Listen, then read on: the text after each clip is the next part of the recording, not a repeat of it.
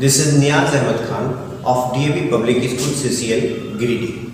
This is the second video on Gauss application. Application of Gauss law का ये दूसरा video है। पहले वीडियो में हम लोगों ने Gauss law, proof of Gauss law से किसी सीट ऑफ चार्ज का इलेक्ट्रिक फील्ड निकालना, गॉस लॉ के एप्लीकेशन से फिर कंडक्टिंग चार्ज सीट से इलेक्ट्रिक फील्ड का निकालना और लाइन चार्ज से इलेक्ट्रिक फील्ड का निकालना, ये हम लोग पढ़ चुके हैं। अब हम लोग आते हैं गॉस लॉ एप्लीकेशन में electric field due to conducting solid sphere, electric field due to conducting shell and electric field due to non conducting shell.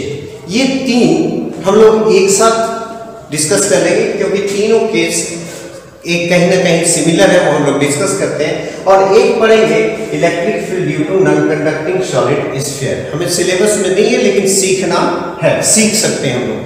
तो electric field due to conducting solid sphere, conducting shell और non conducting shell को हमने एक साथ क्यों लिया, इसके पीछे रीजन ये है कि अगर आपके पास कोई conducting solid sphere, that means material through out इसका वॉल्यूम में भरा हुआ है, जिसको सॉलिड स्फीयर कहते हैं। जब हम इसको चार्ज देते हैं तो कंडक्टिंग सॉलिड स्फीयर में चार्ज उसके सरफेस पे आता है,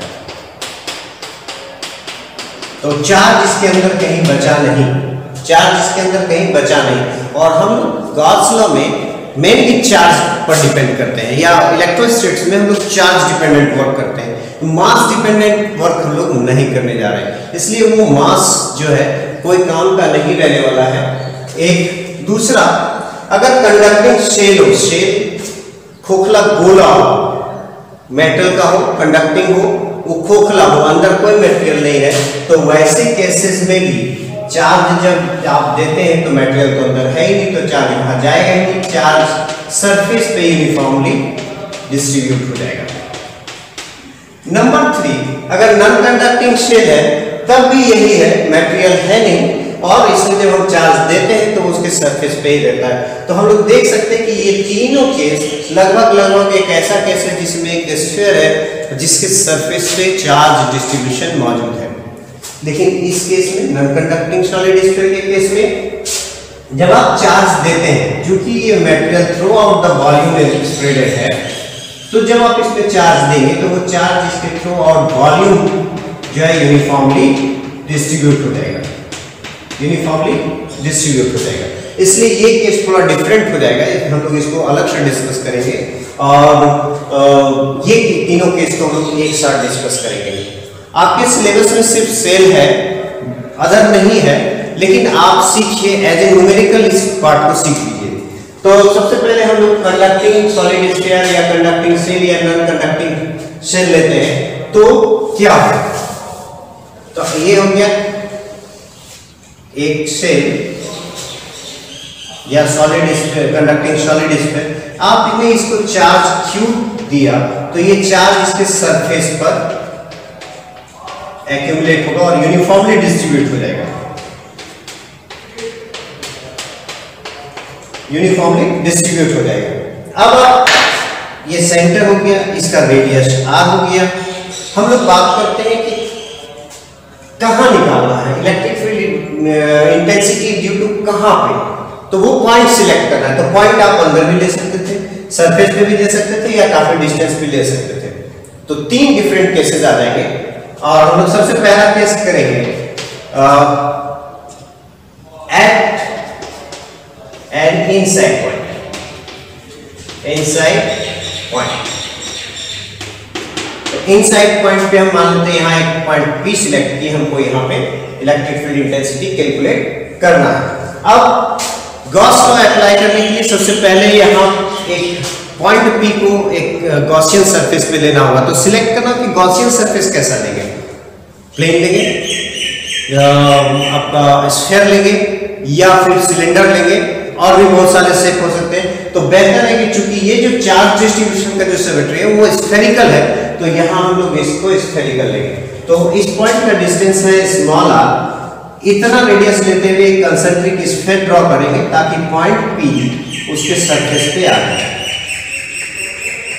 अब इस पॉइंट P पे इलेक्ट्रिक फील्ड पता करना है, मान लेते हैं उसकी वैल्यू E है, और यहाँ पे एक स्मॉल सरफेस, क्योंकि गॉस लॉ ड्राइव करते समय आपको एक स्मॉल सरफेस एरिया की ds की जरूरत होती है, तो हमने एक ds एरिया दिया है और इसका भी डायरेक्शन रेडियल हो जाएगा।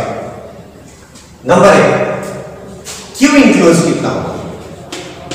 Q इनक्लोज तो चार्ज तो सब बाहर है, इस गॉसियन स्फीयर के बाहर है, तो इसने चार्ज इनक्लोज क्या किया?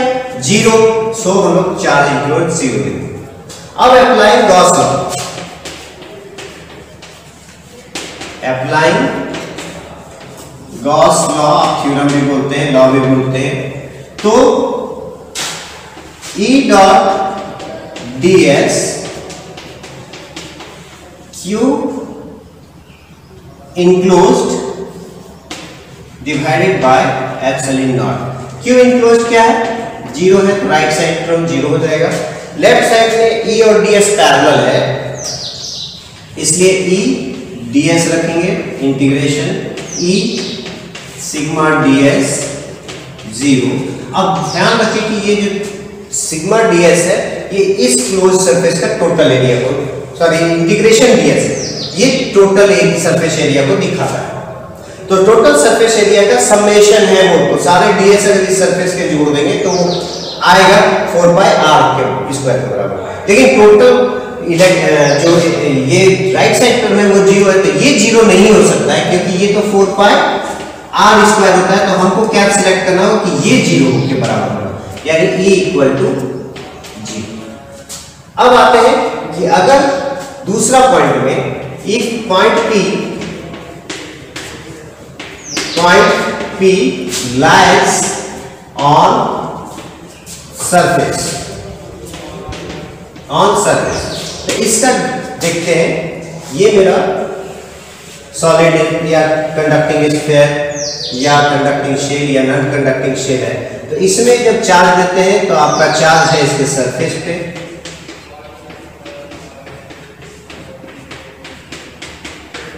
Point P just above the surface, मतलब इतना नजदीक कि उसको आप सरफेस पे मान सकते हो, तो उस पॉइंट P को हमने मान लिया। इसका रेडियस आपका r है, दिस इज द सेंटर, तो रेडियस r है। इसी r रेडियस का एक लिटिल ग्रेटर देन r एक ये करते हैं, गॉसियन सरफेस ड्रॉ करते हैं, तो वो जो है इस तरह से ड्रॉ होगा कि पॉइंट P जो है उस सरफेस पे आ जाए।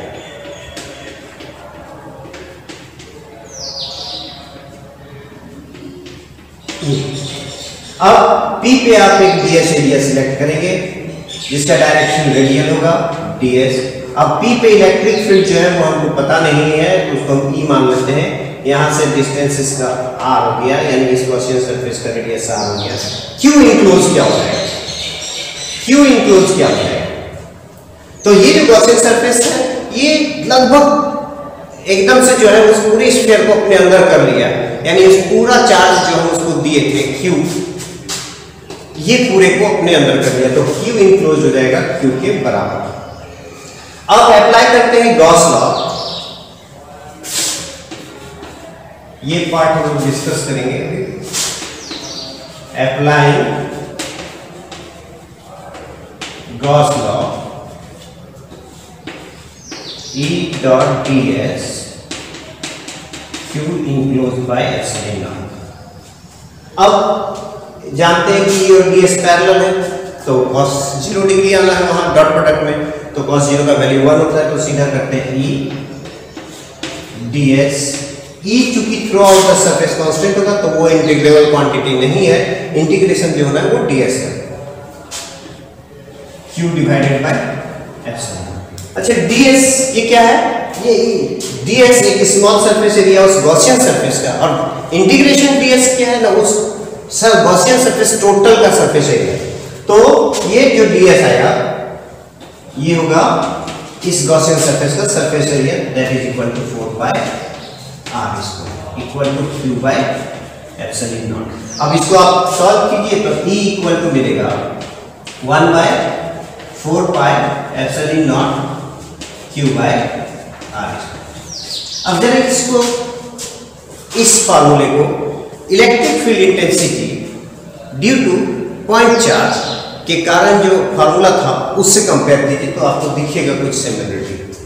तो आप देख सकते हैं कि इस केस में ऐसा लग रहा है कि जैसे ये सारे क्यू चार्ज पॉइंट पी पे कंसंट्रेट हो गए और वहां से आर डिस्टेंस पे जो पॉइंट पी है उसका इलेक्ट्रिक फील्ड इंटेंसिटी इतना है। यानी यहाँ पे जो बिहेवियर है इस पूरे स्फीयर का वो एक पॉइंट चार्ज की तरह है और पूरा चार्ज कहाँ कंसंट्रेट है, सेंटर में है। अब एक तीसरा number 3 at A point at an outside point में हमको ध्यान रखना है कि आर ग्रेटर देन आर, बड़ा लेना है। तो इसकी ड्राइंग को थोड़ा सा हम मॉडिफाई करते हैं। सपोज दैट मैंने पॉइंट पी को यहां सिलेक्ट किया, तो पॉइंट पी को यहां सिलेक्ट किया तो अब गॉसियन सरफेस जो ड्रॉ होगा वो ये होगा।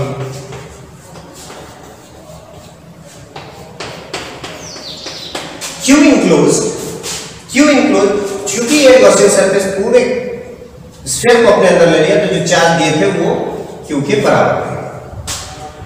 अब आते हैं पॉइंट पी पे हम लोग एक डीएस एरिया सिलेक्ट करते हैं तो डीएस, और पॉइंट पी पे इलेक्ट्रिक फील्ड नहीं पता था तो सपोज दैट अब इसका डिस्टेंस यहां से है स्मॉल आर जबकि इसका रेडियस था कैपिटल आर। तो अप्लाइंग गॉस लॉ यहां तक आ गए, यहां पे क्यू बाय एप्सिलॉन नॉट। अब ई कांस्टेंट क्वांटिटी क्योंकि हर पॉइंट पे ये इक्विपोटेंशियल सरफेस होगा तो हर पॉइंट पे जो इलेक्ट्रिक फील्ड इंटेंसिटी है वो सेम रहेगा। तो E या ऐसे भी कह सकते हैं ये सारे पॉइंट्स जो सेंटर से सेम डिस्टेंस पे है या इस सरफेस से सेम डिस्टेंस पे है तो इलेक्ट्रिक फील्ड हर पॉइंट पे सेम रहेगा। तो ये कांस्टेंट हो गया ds q बाय एप्सिलॉन। अच्छा ये ds किसका ना, इस गॉसियन सरफेस का total surface area.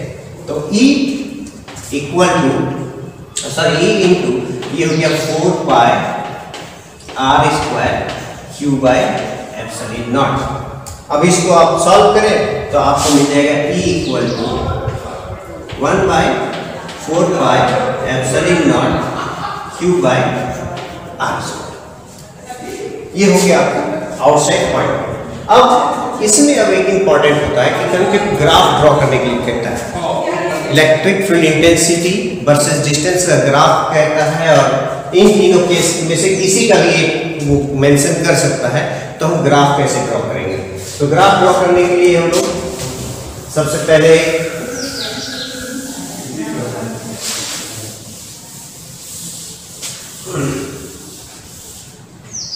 Solid sphere draw करते हैं। ये एक सॉलिड स्फीयर हो गया। इस सॉलिड स्फीयर का सेंटर वो हो गया। तो हम क्या करते हैं अपने कोऑर्डिनेट एक्सिस का सेंटर उसके पास मानते हैं। ये r है रेडियस ऑफ द स्फीयर, तो ये डिस्टेंस को r को डिनोट कर रहा है। तो इस पॉइंट पे आके जो r है वो कैपिटल R के बराबर। अब इन साइड पॉइंट से हम लोग जो कैलकुलेट किए थे ये इन साइड वो क्या था 0, और कब तक 0 रहेगा? जब तक वो पॉइंट अंदर रहेगा। और वो अंदर कब तक रहेगा? जब तक कि r और स्मॉल r जो डिस्टेंस वाला r ये थे वो बराबर नहीं होते। तो यहां आपका कोई इलेक्ट्रिक फील्ड नहीं, ये 0 को रिप्रेजेंट करेगा। Suddenly E on the surface जो है वो कितना आया था 1 by 4 pi epsilon naught q by r square. ये तो ये r का सबसे ये कांस्टेंट वैल्यू है, और ये अचानक से सरफेस पे इतना वैल्यू हो जाता है इस जगह पे E का, that is 1 by 4 pi epsilon naught q by r square. अब आते हैं E आउटसाइड। तो E outside 1 by 4 pi epsilon naught q by small r square. ये r वेरिएबल r है, ये r कांस्टेंट था उस स्फीयर का था, इसलिए वो एक खास वैल्यू में फिक्स हो गया। लेकिन यहां पर ये r वेरिएबल है तो यहां आपको क्या मिलता है E proportional to 1 by r square. तो यहाँ E का वेरिएशन जो है वो इनवर्सली है स्क्वायर ऑफ द डिस्टेंस। तो इसका जो ग्राफ बनता है वो आपको पता है, वो इस टाइप से ड्रॉ तो यहां पर E प्रोपोर्शनल टू 1/r²। ये सिंपल सा ग्राफ है। नेक्स्ट जो सेकंड पॉइंट हमको डिस्कस करना था, electric field intensity due to non conducting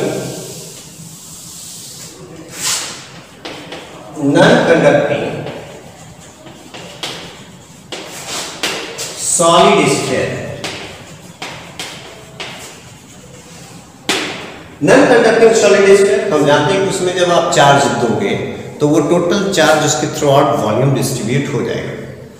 अब जो मेजर पार्ट है पहले उसको कैलकुलेट करके देखते हैं। मेजर पार्ट है गॉसियन सरफेस के अंदर कितना चार्ज इनक्लोज होने वाला है। उसके लिए सपोज दैट ये मेरा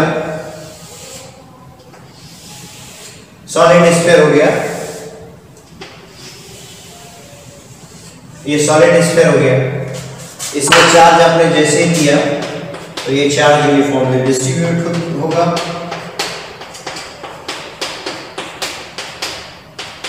अब जो डिस्ट्रीब्यूट हो गया, आपने चार्ज इसको दिया Q, तो चार्ज डेंसिटी क्या बना, यानी चार्ज पर यूनिट वॉल्यूम क्या है।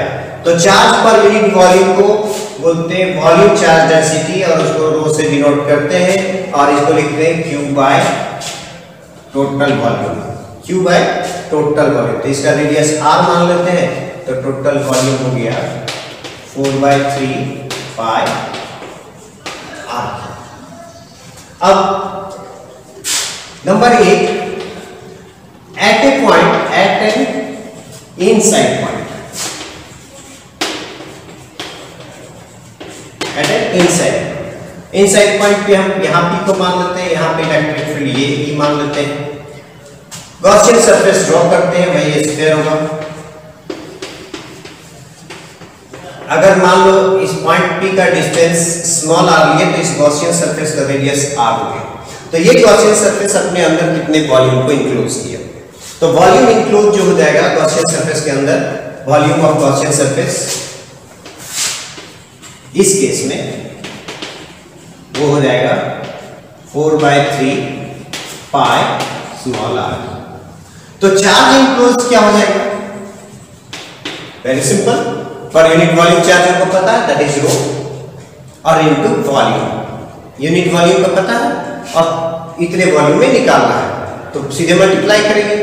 तो Q by 4/3 pi r³ volume density of charge per unit volume r into total volume.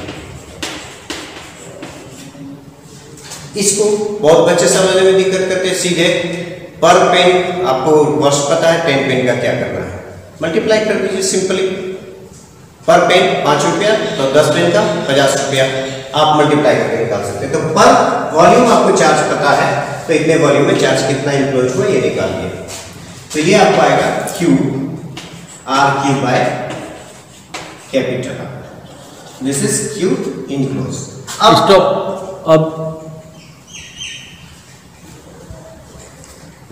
अब हम लोग गॉस लॉ का अप्लाई करेंगे इसमें।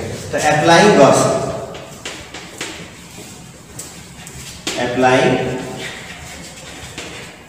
लॉ, तो गॉस लॉ एप्लीकेशन के लिए आपको क्या करना होता है, सरफेस इंटीग्रल बोलते हैं इसको E.ds और Q enclosed by epsilon naught. अब E और ds, यहाँ आप ds सिलेक्ट करोगे, O और E दोनों पैरेलल होंगे, तो इनका जो डॉट प्रोडक्ट होगा वो सिंपली E ds होगा। लेकिन इन दोनों इंटीग्रेबल क्वांटिटी वही ds है, क्योंकि E तो इसके पूरे सरफेस पे कहीं नहीं लेंगे, वो कांस्टेंट रहेगा, तो इसको आप इंटीग्रेट करेंगे। Q इंक्लोज आप ऑलरेडी निकाल चुके हैं, तो Q R³ divided by capital R³ epsilon not. Next,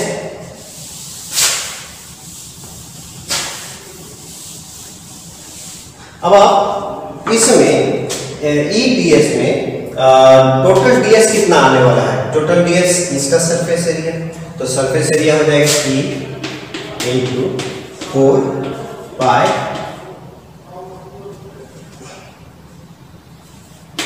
R² Q R Q by capital R. इसमें से आप दो आर स्क्वायर और आर स्क्वायर यहाँ से काट लेंगे तो आपको मिलेगा 1/4 pi epsilon naught Q by R Q into R. ये सारे टर्म्स कांस्टेंट टर्म्स हैं। 1/4 pi epsilon naught Q by R Q, ये सारे टर्म्स कांस्टेंट टर्म्स हैं। इसका मतलब ई जो है डिपेंड करने वाला है इनसाइड प्रोपोर्शनल टू आर। ये हो गया इनसाइड जो है उस सॉलिड स्फीयर का, नॉन कंडक्टिंग सॉलिड स्फीयर का ई जो है प्रोपोर्शनल टू आर। क्योंकि जब आप आर काफी छोटा लेंगे तो चार्ज इंक्लोज 0 होगा, तो उस केस में इलेक्ट्रिक फील्ड उसके सेंटर पे क्या हो जाएगा 0। लेकिन जैसे जैसे आप बढ़ते जाएंगे चार्ज इंक्लोज बढ़ता चला जाएगा, यानी इलेक्ट्रिक फील्ड ऑटोमेटिकली उसी रेशियो से बढ़ता चला जाएगा। अब आते हैं सेकेंड में, at A point on surface. अब मजे की बात यह है कि ये सारी कैलकुलेशन अब आपको जरूरत नहीं पड़ने वाली है। क्यों? क्योंकि जैसे आप सरफेस पे इस पॉइंट P को चूज करेंगे तो वो सरफेस पर आते ही ये पूरे चार्ज को अपने अंदर इंक्लोज करेगा, जो गॉसियन सरफेस ड्रॉ करेगा। ये गॉसियन सरफेस ड्रॉ किए हम, इसने क्या किया, टोटल चार्ज को इंक्लोज कर दिया। तो वो कैलकुलेशन कि कितना किया वो जरूरत नहीं है, वो हम सीधे जान रहे हैं कि टोटल जो चार्ज इंक्लोज हुआ वो, ये कैलकुलेशन की जरूरत नहीं है। क्यू इंक्लोज जो है वो क्यू के बराबर हो गया। सिंपल सा तरीका है। अब पॉइंट P पे फिर ds सिलेक्ट करेंगे। ds पॉइंट P पे इलेक्ट्रिक फील्ड सपोज E, यहां का डिस्टेंस r हो गया, यानी अब गॉसियन सरफेस जो है जस्ट इंक्लोजिंग द स्फीयर, एकदम से वो अंदर कर लेता है उसमें। तो टोटल चार्ज को ही उसने अंदर कर दिया, टोटल क्यू चार्ज को। तो यहां ये कैलकुलेशन चेंज, आप सीधा लिखेंगे क्यू बाय एप्सिलॉन नॉट, क्योंकि क्यू इंक्लोज जो है वो क्यू के बराबर हो गया। अब ds, तो अब गॉसियन सरफेस क्या है, वही है जो स्फीयर था, उसका कितना हो जाएगा 4 pi capital R square, capital R square. अब इसको आप देखिएगा तो ये हो जाएगा आपका E equal to 1/4 pi epsilon naught Q by R square. यहां पे E कांस्टेंट हो गया और मैक्सिमम वैल्यू हो जाएगा। इसके बाद अगर R बढ़ता है, ये R बढ़ता है, तो यहां पे ये स्मॉल r आने जा रहा है, जो कि डिक्रीज कराएगा इलेक्ट्रिक फील्ड को। ग्राफ में हम लोग देखेंगे अभी। अब नंबर 3,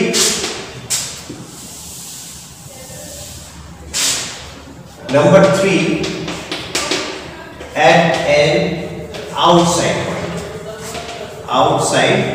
पॉइंट, तो उसमें रखना है कि जो दूरी होगी वो काफी दूर होगा स्फीयर से।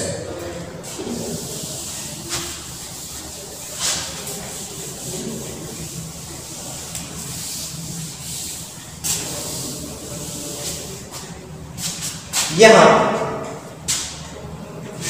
मेरे पास एक स्फीयर है, नॉन कंडक्टिंग स्फीयर, चार्ज दिए थ्रू आउट वॉल्यूम है, इसका रेडियस r है, पॉइंट P है जो कि काफी डिस्टेंस पे है, इसका टोटल डिस्टेंस है स्मॉल r। ये r वेरिएबल है, जैसे आप जहां चूज करना चाहे कर सकते हैं, यानी r वेरी कर जाएगा। तो गॉसियन सरफेस ड्रॉ करते हैं।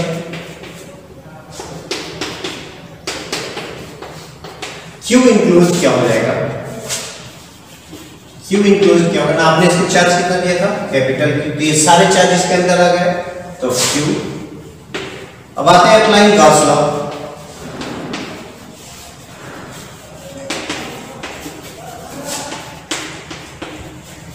अब जब आप गॉस लॉ इसमें अप्लाई किए तो इसके लिए हमको यहाँ ds चाहिए होगा, पॉइंट P कह रहा हूं, तो ds P पर इलेक्ट्रिक फील्ड हम सपोज दैट E मान लेते हैं। तो जब आप E मानते हैं तो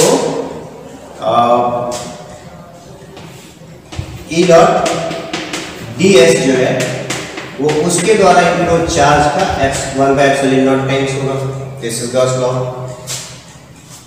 इस जगह पे या इस गॉसियन सरफेस के किसी भी पॉइंट पे ds और इलेक्ट्रिक फील्ड हमेशा पैरेलल है, तो ये फिर E ds q by ε0 E आते हैं ई तो थ्रू आउट कांस्टेंट है तो वो इंटीग्रेट नहीं करेंगे ई। फिर ये हो गया ds, ये सारे छोटे छोटे सरफेस एरिया जिसको जोड़ रहे हैं वो किसका, इस गॉसियन सरफेस का, तो वो कितना होना चाहिए ना 4 पाई इसका रेडियस का स्क्वायर, तो e 4 पाई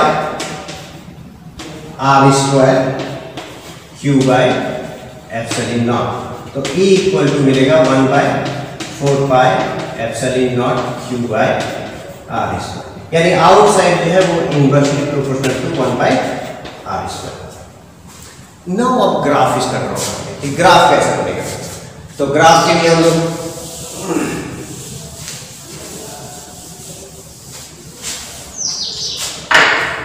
ये मेरा स्फीयर है, नॉन कंडक्टिंग सॉलिड स्फीयर, तो यहां हम इसको चार्ज देते हैं जो कि थ्रू आउट डिस्ट्रीब्यूटेड है, इसका सेंटर O है, इसी पर ओरिजिन मानते हैं हम।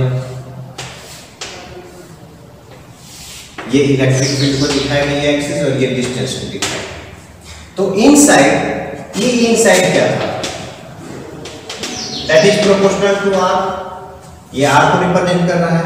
कब तक जब तक कि e बराबर r जो है स्मॉल r कैपिटल R के बराबर नहीं होगा, यानी इनसाइड सरफेस तक जाते जाते वो स्ट्रेट लाइन होगा, लिनियरली इंक्रीज करेगा क्योंकि वो चार्ज जो इंक्लोज है वो लिनियरली वेरी करने वाला है। ये हो गया E प्रोपोर्शनल टू R। यहां पहुंचेगा तो वो जो ऑन द सरफेस है, ये सरफेस पे पहुंच गया तो सरफेस पे इलेक्ट्रिक फील्ड क्या होगा 1 by 4 pi epsilon naught q by r square.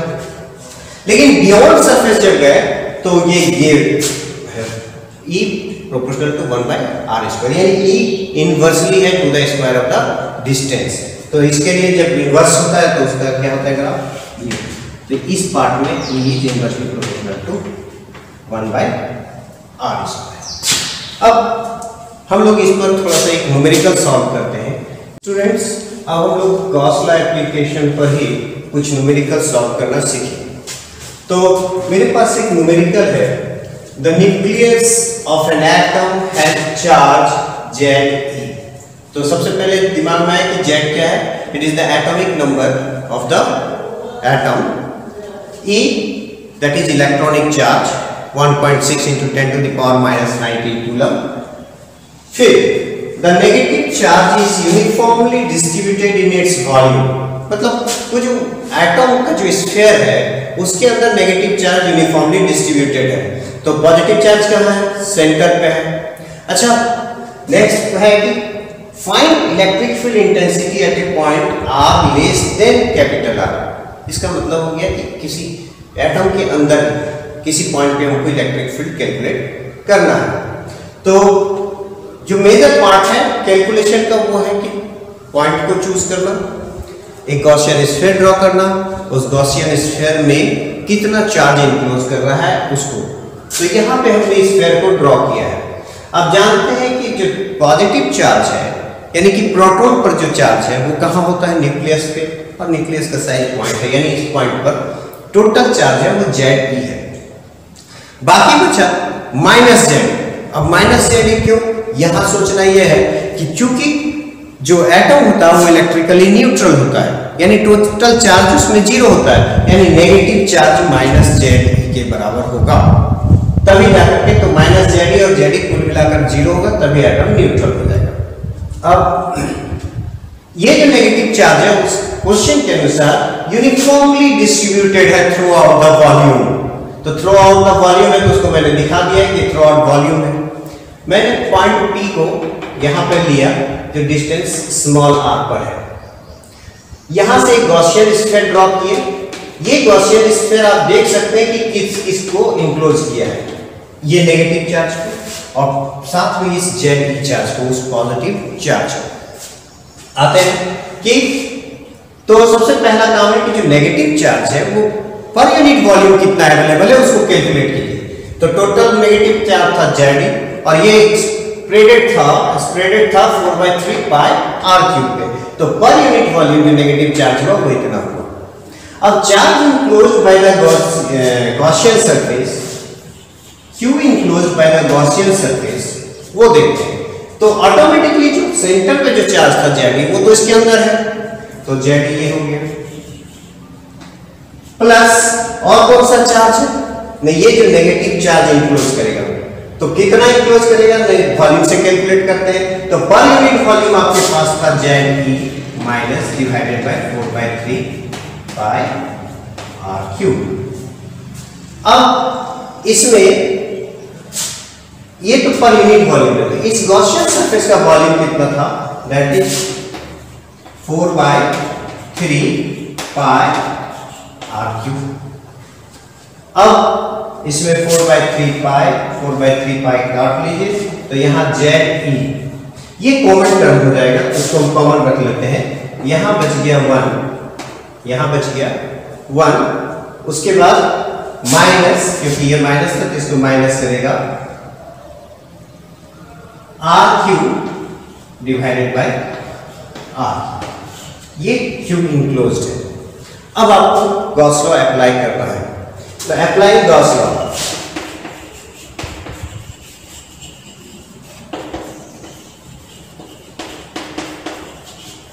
आप जानते हैं कि गॉस लॉ में क्या करना होता है, ए डॉट डी एस लेना होता है, जो कि उसमें charge enclosed by epsilon not के बराबर होता है।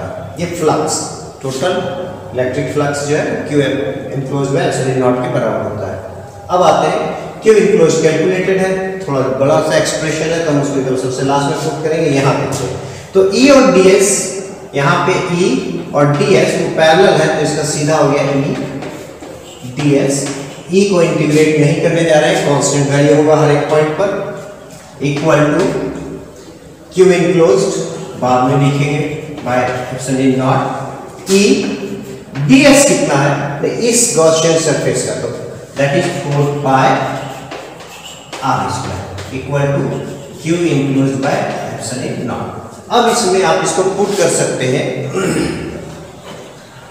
तो E इक्वल टू 1 बाय यहां से 1 by 4 pi epsilon naught R square, ये चला गया यहाँ, अब 1 बाय एप्सिलॉन नॉट चल गया क्यू इनक्लोज, तो क्यू इनक्लोज है Z E 1 minus R cube by are.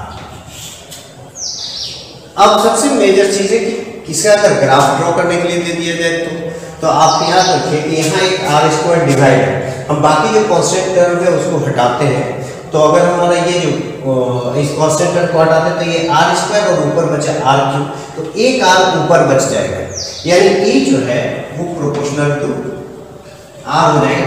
लेकिन सेंटर पर वो जीरो नहीं होगा, ध्यान रखें, वहां एकदम इनफाइनाइट हो जाएगा, वहां पे इनफाइनाइट हो जाएगा। आगे next question, A point charge of 8.85 into 10 to the power minus 10 coulomb is enclosed within a Gaussian surface। ये सपोज दैट ये गॉसियन सरफेस है, इसके अंदर है 8.85 into 10 to the power minus 10 coulomb। What is the flux? What is the flux passing through the sphere? अब flux कहाँ, और हम जानते हैं कि फ्लक्स बराबर क्या होता है, epsilon naught Q by Q enclosed by epsilon. Q कितना इनक्लोज्ड था, 8.85 into 10 to the power minus 10, और एप्सिलॉन नॉट का वैल्यू कितना था, 8.85 into 10 to the power minus 12। इसको आप पे करेंगे तो हो जाएगा, कट जाएगा ये 10 to the power 2। यूनिट आप जानते हो क्या होना चाहिए, नहीं जानते हैं तो आपको इसका पता है कि ई डी एस होता है, बहुत सिंपल है। ई का क्या होता है, न्यूटन पर कूलम, और डी एस एरिया है तो इसका मीटर स्क्वायर, न्यूटन पर कूलम मीटर। यूनिट नहीं छोड़ेंगे, क्योंकि यूनिट पर हाफ मार्क्स होता है आपका। इसलिए जब भी कोई कैलकुलेशन हो, कुछ भी आप लिखें तो यूनिट को नहीं लिखना भूलें, और नहीं तो आपके हाफ मार्क्स डिडक्ट हो जाएंगे। अब इसी क्वेश्चन का दूसरा पार्ट है, what will B it's value if radius is double. Radius is double, तो हम इस स्फीयर को रेडियस को डबल कर देंगे। ये मैंने रेडियस को डबल कर दिया।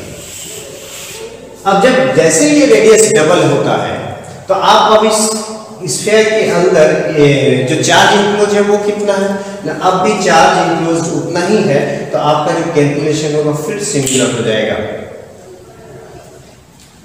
और इसलिए आपका साइज पर डिपेंड नहीं करता है। ये ऑब्वियस है कि जो इलेक्ट्रिक फ्लक्स है वो चार्ज जितना इंक्लोज है उस पर डिपेंड कर रहा है। तो छोटा था तब भी वो इतना चार्ज रखा था, बड़ा था तब भी उतना ही चार्ज उसने इंक्लोज कर रखा है, तो इलेक्ट्रिक फ्लक्स का वैल्यू उतना ही आएगा। अब third part, if the same charge is given to a solid conducting sphere of radius r equal to 2.5 centimetre. तो सॉलिड कंडक्टिंग स्फीयर,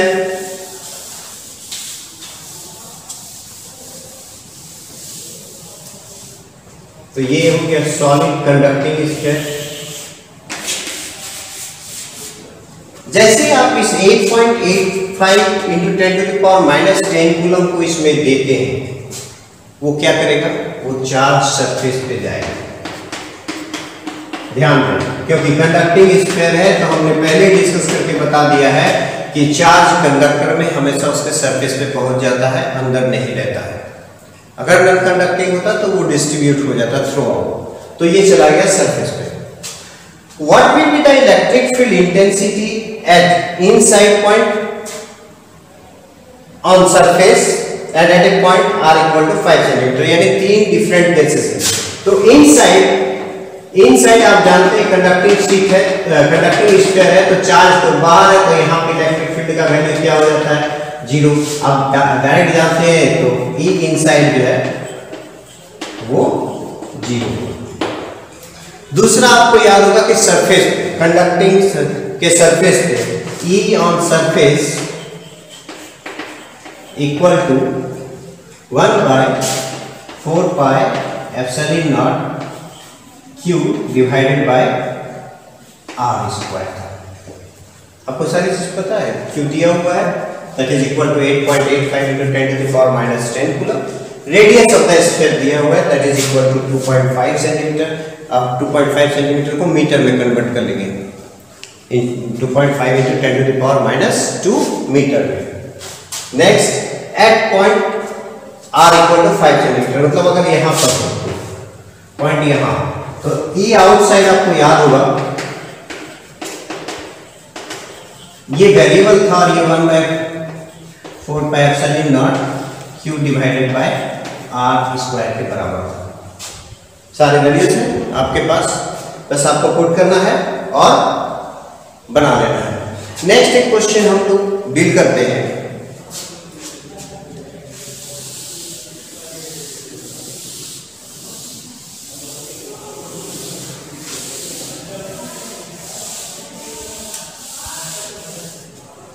कि सपोज दैट मेरे पास एक ये कंडक्टिंग स्फीयर विथ कैविटी है, कंडक्टिंग स्फीयर विथ कैविटी है, इसको Q charge कहते हैं, प्लस Q चार्ज, और कहते हैं कि इसके किसी पॉइंट पे इलेक्ट्रिक फील्ड कैलकुलेट कीजिए।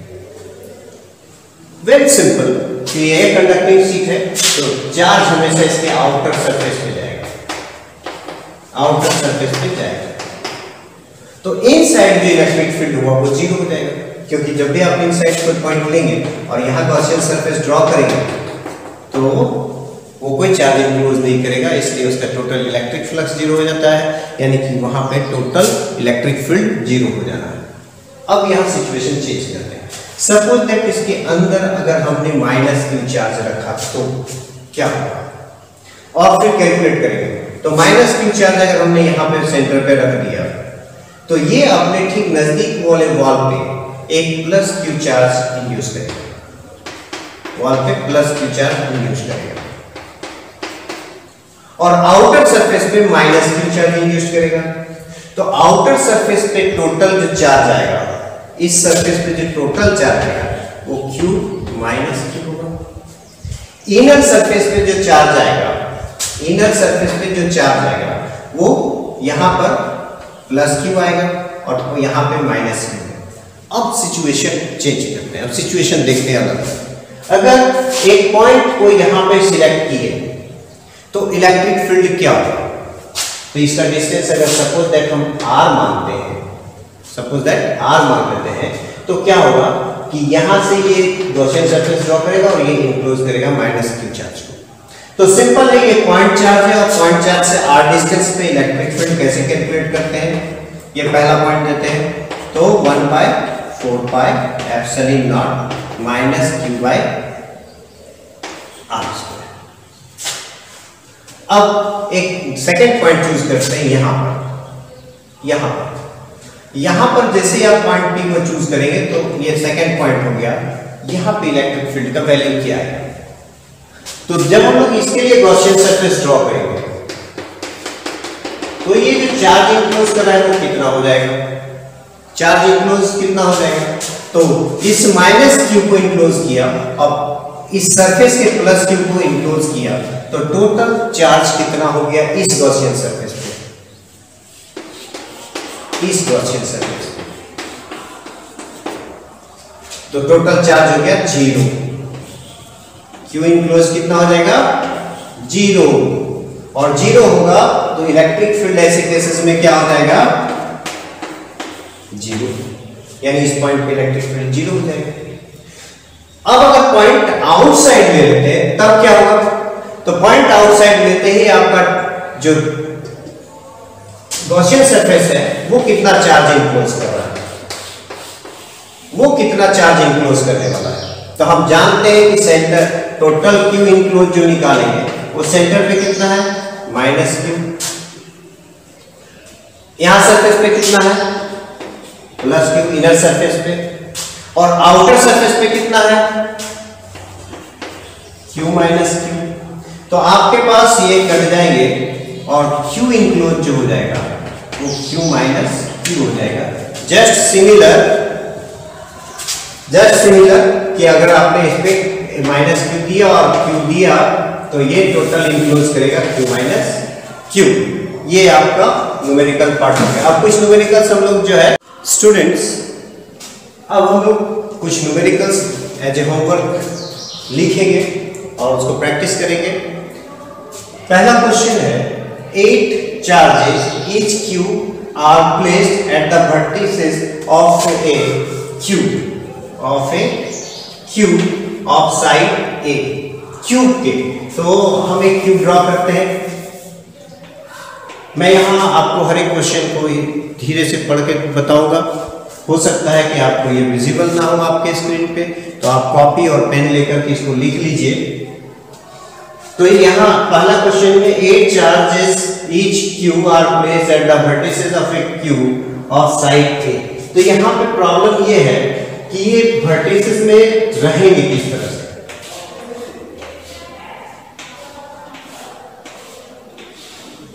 तो सपोज दैट हमने एक स्फीयर को यहाँ रहा, तो इसका एक स्मॉल पोर्शन ही सिर्फ उस क्यूब के अंदर जाने वाला है।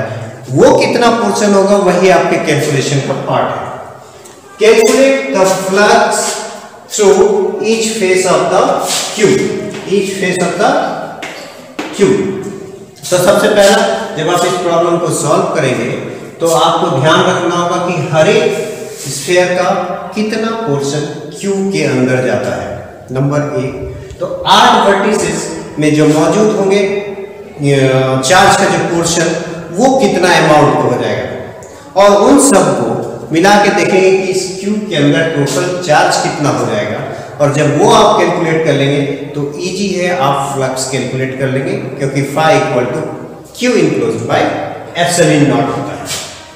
होप आप समझ रहे हैं इस चीज को। ये 8 वर्टेक्स पे है। ये आपका जो मेजर कैलकुलेशन है वो वर्टेक्स पे स्फीयर का कितना पार्ट इनसाइड रहेगा और बाकी कितना पार्ट आउटसाइड। तो आउटसाइड वाले पार्ट से आपको मतलब नहीं है, क्योंकि आउटसाइड जो चार्ज होता है उसका फ्लक्स इस क्यूब पे होना नहीं है। जो इनसाइड पार्ट रहा उस चार्ज का वही इसमें फ्लक्स जनरेट करेगा। Second one, calculate electric field inside intensity, calculate electric field intensity at an inside point on a surface point at a distant point due to an infinite non-conducting cylindrical charge distribution। यहाँ पे आपको समझना है कि आपको तीन cases निकालने हैं इलेक्ट्रिक फील्ड इंटेंसिटी तीन डिफरेंट पॉइंट्स पर, और वो किसके चलते, इलेक्ट्रिक जो चार्ज डिस्ट्रीब्यूशन होगा वो सिलेंड्रिकल होगा। तो इनफाइनाइट एक सिलेंड्रिकल चार्ज डिस्ट्रीब्यूशन है जो इंफिनिटी तक एक्सटेंडेड है, इस टाइप का इंफिनिटी तक एक्सटेंडेड है। इसमें तीन पॉइंट लिए हमने, ए, बी और सी। ए पॉइंट जो कि इनसाइड है, यहाँ आपको इलेक्ट्रिक फील्ड कैलकुलेट करना है। फिर बता रहा हूँ ये सिलेंड्रिकल चार्ज डिस्ट्रीब्यूशन है, और यहाँ आपको ये नहीं करना है कि चार्ज सरफेस पे है। ये चार्ज ऑलरेडी इतना थिन है कि वो सरफेस जाने की जरूरत नहीं, वो ऑलमोस्ट जो है चार्ज उसके थ्रू आउट वॉल्यूम डिस्ट्रीब्यूटेड है। तो यहाँ पर कैलकुलेट करना है, यहाँ कैलकुलेट करना है, यहाँ कैलकुलेट करना है। मेजर पार्ट इस प्रॉब्लम का ये है कि आपको सबसे पहले पहला वाले पार्ट में जब आप इनसाइड कैलकुलेट करेंगे तो आपको वॉल्यूम चार्ज डिस्ट्रीब्यूशन निकालना होगा, वॉल्यूम चार्ज डेंसिटी निकालना पड़ेगा। तो उसको आप कैलकुलेट कर लेंगे, रेडियस मान लेंगे उस थिकनेस का, उस सिलेंडर का, कैपिटल आर, स्मॉल आर। दूसरा, आप जो गॉसियन सरफेस वहां ड्रॉ करेंगे वो कैसा ड्रॉ करेंगे, ये भी एक प्रॉब्लम है। तो चूंकि ये सिलेंडर है तो इसके अराउंड आप गॉसियन सरफेस आप सिलेंड्रिकल ही ड्रॉ करेंगे। तो ये पॉइंट चार्ज जो सिलेंडर के सरफेस पे आ जाएगा। अब यहाँ पे आपका पार्ट होता है कि जब फ्लक्स कैलकुलेट करेंगे तो अप्लाई करेंगे गॉस को। तो जो सरफेस इंटीग्रल था E डॉट ds का, E डॉट ds का जो सरफेस इंटीग्रल था वो क्लोज सरफेस पे था। तो यहाँ उसको तीन पार्ट में फिर आपको तोड़ना पड़ेगा। जो प्रीवियस में हम कहीं सिलेंडर पे यूज किए थे गॉसियन सरफेस के तौर पे, वहाँ पे हम लोगों ने तोड़ा था उस सिलेंडर को, तो आपको तोड़ना पड़ेगा। ये भी एक है। फिर जब सरफेस पे लेंगे तो बस आपको गॉसियन सरफेस पे इसके अराउंड ड्रॉ कर देना है, सिंपल सा तरीका है। और फिर तीसरा, लेकिन उस समय आपको चार्ज डेंसिटी की जरूरत नहीं पड़ेगी, आप केवल इसका लीनियर चार्ज डेंसिटी देंगे तब भी बन जाएगा। फिर आउटसाइड पॉइंट पे कैलकुलेट करना। इसके अलावा इस क्वेश्चन का एक पार्ट है, also draw the graph E versus R। इस ग्राफ को भी ड्रॉ करना है आपको,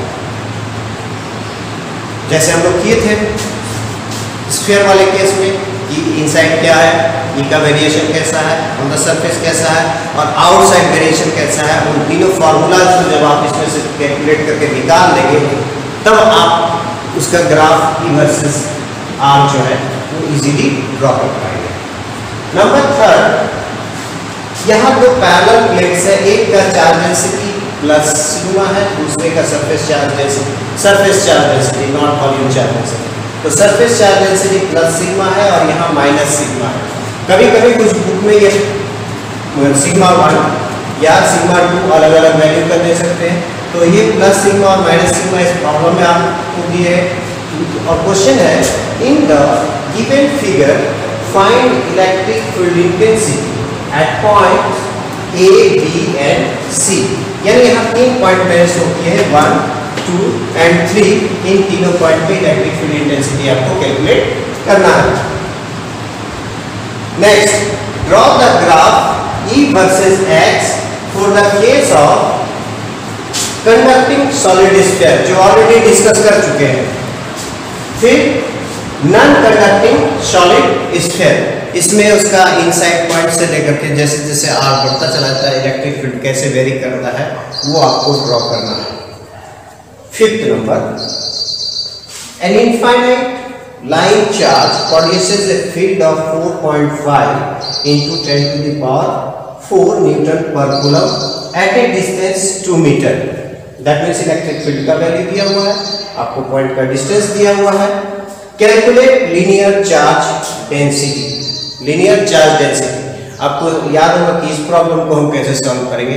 तो वहां आप जब इनफाइनाइट जो थीम लीनियर चार्ज डिस्ट्रीब्यूशन था उसमें जो आया था E equal to lambda by 2 pi epsilon naught r, वो फॉर्मूला अप्लाई करेंगे तो ये प्रॉब्लम आपका बन जाएगा, क्योंकि ये लीनियर चार्ज डिस्ट्रीब्यूशन है। और लीनियर चार्ज डिस्ट्रीब्यूशन हम लोग already application of Gauss law में पहले वीडियो में डिस्कस कर चुके हैं, तो आप उसको देखिए। अगर आपको नहीं आ रहा है तो वहां आपको मिल जाएगा, आप उसके नोट्स तैयार कर लीजिए, वहां आपको मिल जाएगा।